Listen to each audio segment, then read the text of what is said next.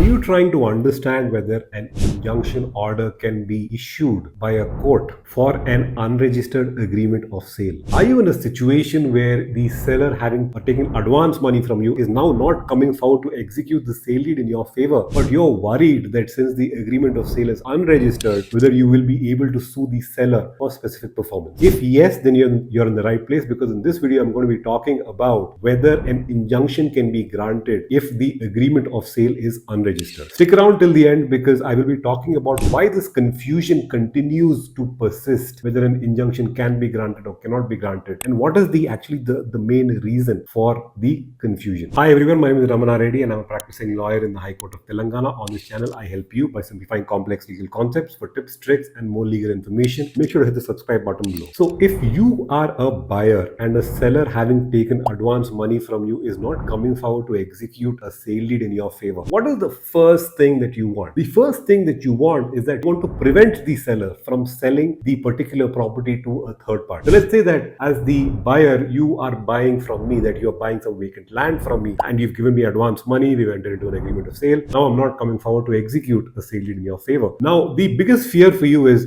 what if Ramana goes and he sells the property to a third party, the vacant land, and even worse, let's say that the third party now takes possession of the particular property, he builds a house, and in our case he comes forward and he says, now I've built a house there, please don't kick me out of the particular property. So the number one pain point for you is that you want to get an injunction from a court of law preventing Ramana from selling the property to a third party or from making further constructions or so on. The answer to this is that you absolutely can get an injunction even if your agreement of sale is unregistered. But there are a couple of important things to understand. You will get the injunction only in a suit for specific performance, and what you will get is a temporary injunction. So let's talk about those two. So number one, so if you come and you sue the seller and say that, because Ramana did not sell the property to me, I have been damaged, because if Ramana had sold the property to me, I would have lived closer to my office, that would have saved me petrol, that would have saved me so much time, so therefore I'm suing Ramana for damage. In that kind of a case, if you're suing me for damages, you will not get an injunction, because the agreement of sale is not even admissible in court. The agreement of sale is admissible in court only in one kind of case: if it's an unregistered agreement of sale. That is in a suit for specific performance. So in a suit for specific performance, where you sue me to get a sale deed in your favor, in such a case, you can get an injunction for an unregistered agreement of sale. So in a specific performance suit, you can get an injunction even if the agreement of sale is unregistered. So there is a particular section in the Registration Act, which is section 49 of the Registration Act, and there's a proviso which basically says only a contract, which is an agreement of sale, in a suit for specific performance is admissible even though the document is unregistered. Importantly, this is only for specific performance. It's not for damages. It's not for any other type of case. It applies only for specific performance. For any other type of case, you could still get it in, but only for something called a collateral purpose,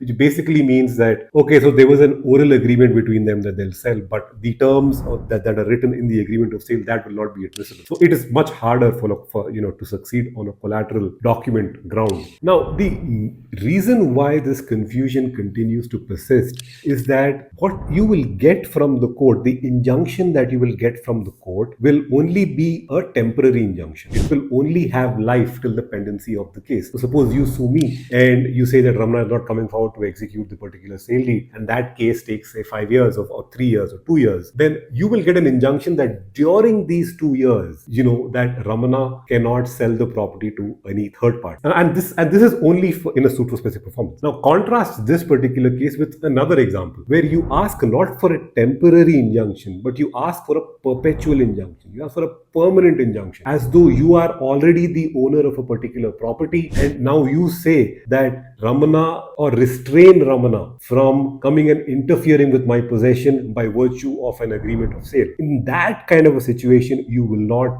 get any injunction, because that document is not even admissible, because the case is filed for perpetual injunction. It is not filed for specific performance. So to simplify everything, remember, that if you are suing a seller for specific performance of an agreement of sale, then even an unregistered agreement of sale is admissible in court. You will get an injunction, but a temporary injunction till the pendency of the case. And you should not worry too much as to whether the agreement of sale is registered or unregistered in a suit for specific performance.